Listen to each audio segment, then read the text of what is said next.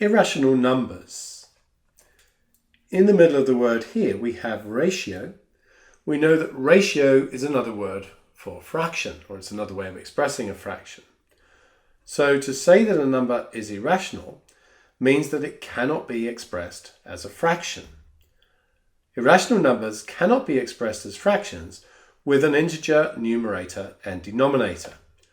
And to be a fraction, a bona fide fraction, you must have an integer on the top and an integer on the bottom. Therefore, irrational numbers cannot be expressed either as terminating or recurring decimals.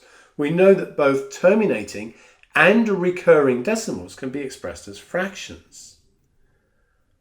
The entire set of real numbers is made up of the rational numbers, those that can be expressed as fractions, and that includes integers because you can always, for example, write the number 2 as 2 over 1, and then it's a fraction.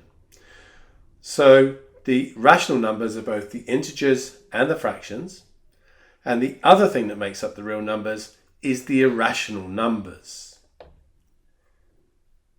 There are some very famous irrational numbers. You've almost certainly heard of pi. Another one is e. These decimal expansions go on forever with no recurrence pattern.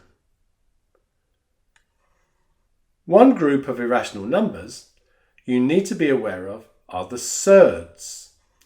Basically, a surd is the square root of a number which is not a perfect square, the cube root of a number which is not a perfect cube, the fourth root of a number which is not a perfect fourth power, and so on.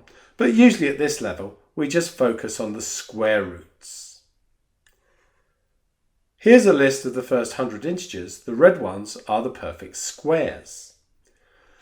So if we take the square root of 4, we know that's just 2.